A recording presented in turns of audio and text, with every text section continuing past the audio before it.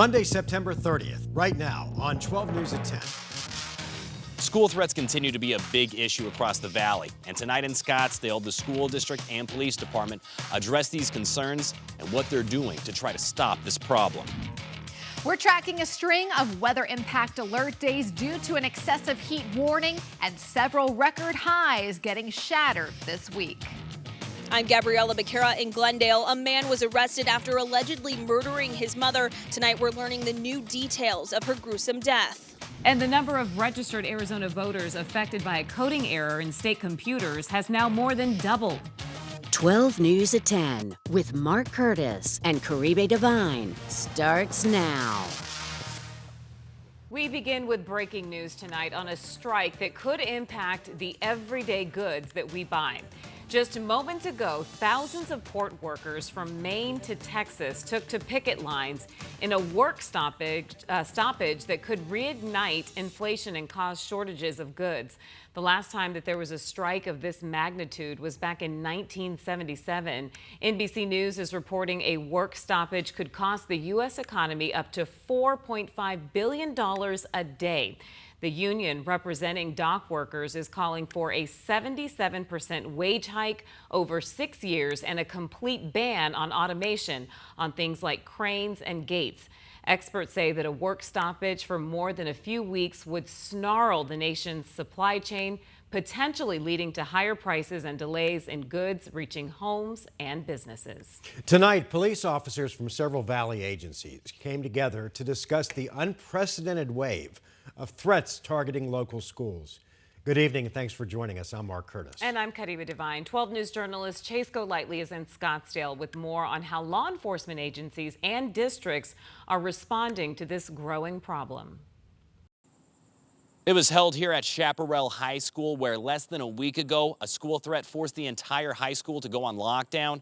And authorities believe this problem isn't going away anytime soon. This has turned into an everyday occurrence. It's become a terrifying reality for schools. The threats that are coming into school have gone up exponentially. Districts receiving more threats than ever before. Phoenix police saying so far this year, there have been 79, nearly double their previous record, creating real panic for students and their parents. I know it's happening everywhere. On Monday in Scottsdale at Chaparral High School, police with Phoenix, Paradise Valley, and Scottsdale all discussed this troubling trend at a town hall, saying most of the threats are through social media and in many cases didn't originate in Arizona. Came from Texas or Louisiana or somewhere else in the country. Scottsdale police just dealt with 2 school threats within just 1 day of each other. In both cases, someone called 911 telling them that there were hostages in the bathroom or there was going to be a shooting. Those calls were believed to be made inside the schools. But again, that wasn't the case. They both originated from out of country. Even the way these threats are being made is a new problem and possibly a new reality for everyone. No matter what we do, we cannot eliminate the risk. Scottsdale Unified School District Superintendent Dr. Scott Menzel says measures have been taken to keep everyone safe, like installing thousands of cameras at schools that can be watched in real time, updated doors and gates that are locked to prevent people from coming in. They are also looking into weapon detection systems that have already been implemented at other Valley districts. But Menzel says funding may be a problem. It is a matter of how do we address all of these things using the resources we have. There was also discussion of adding extra school resource officers to each campus. But Scottsdale Police Chief Jeff Walther says his department is already struggling to fill officer positions. And adding 50 SROs is a Herculean effort. Still, all the departments say they are taking each situation seriously, even when the threats aren't. Usually it's a prank or a dare. When it's maybe just a hoax, but we don't care about that. It's about making sure that everyone's safe. Police encourage students who see these posts on social media to report it to law enforcement immediately. Some even said that if you see the post and either repost it or share it on social media, you too could be charged with a crime. We're in Scottsdale. Chase Golightly, 12 News. All right, Chase, thank you. Well, tomorrow we continue a string of weather impact alert days as the valley continues to just sizzle under this record-setting heat.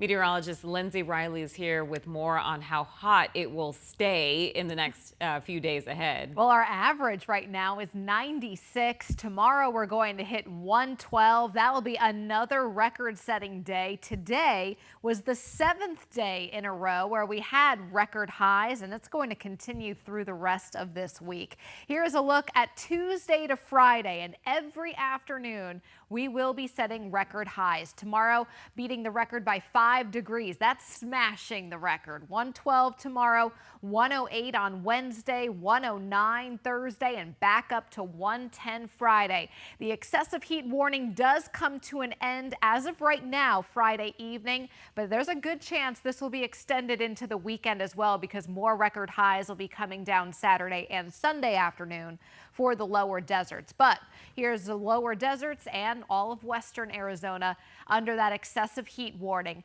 Hour by hour tomorrow, we break 100 by 11 a.m. Hottest part of the day by the mid-afternoon. Caribe. All right, Lindsay, thank you.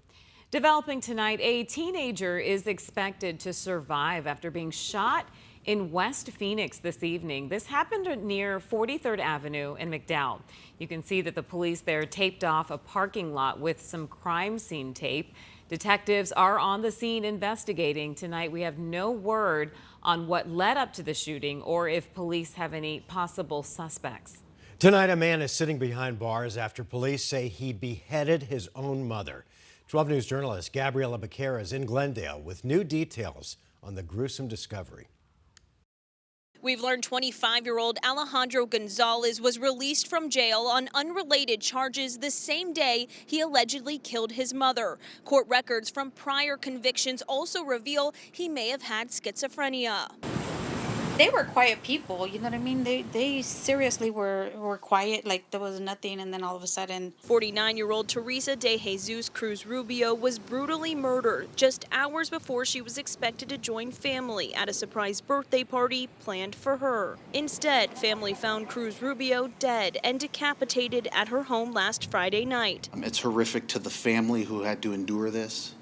It's horrific to the officers who had to go and see this. Glendale police arrived to find the shower running and bloody knives in the kitchen sink. According to court documents, home surveillance cameras and traffic cameras captured 25-year-old Alejandro Gonzalez driving away from the home in a stolen SUV. Police later found the car near I-10 and 99th Avenue and arrested Gonzalez. Investigators say he admitted to the murder but claimed another man stabbed her first. Police don't believe there are any other suspects. When you have a situation like this where an individual was capable of murdering his mother in such a heinous crime like he did, this is a person that's liable to create violence anywhere they go. Gonzalez was released from the Maricopa County Jail less than 24 hours before his mother's murder. He had been arrested on a felony charge for criminal damage. The Maricopa County Attorney's Office says they sent the case back to Phoenix Police for more evidence.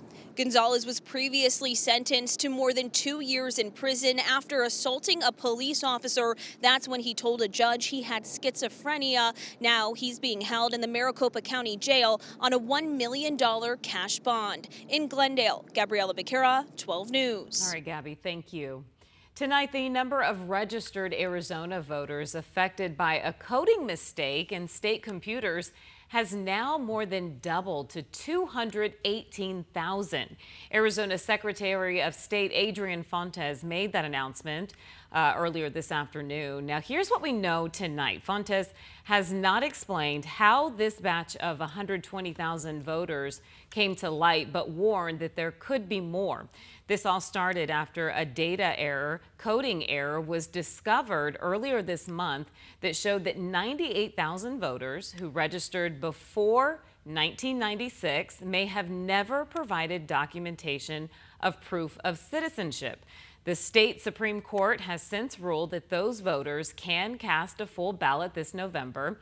We spoke with Maricopa County Recorder Stephen Richer this evening, who told us that all of the impacted voters would have had to sign a document saying that they were citizens under penalty of perjury. Tomorrow marks another pivotal day in Decision 2024. Vice presidential candidates Senator J.D. Vance and Governor Tim Walz square off in their first and only debate. The 90-minute showdown will take place in New York City. Unlike the presidential debates, the candidates' microphones in this case will not be muted. There will be no opening statements and no studio audience. There will also be no fact-checking. Tomorrow's debate could also serve as the final word for both the Trump and Harris campaigns before a large audience on national TV. 12 News debate coverage begins at 5 o'clock tomorrow with the debate set for 6. And then join us for a special Decision 2024 edition of 12 News at 8. And we want to help you make an informed decision this November. Just scan the QR code that you see on your screen, or you can go to 12news.com/voter guide. You can get a personalized list of all of the measures that will be on your specific ballot. And then once you've done all of your research there, you can print it out. You'll take those selections with you to the polls. That'll help save you time there when you fill out the official ballot. You can also check your voter registration, or you can request a mail-in ballot. Again, just go to 12news.com/voter guide. Up next, the death toll rising in the southeast after Hurricane Helene decimated the region.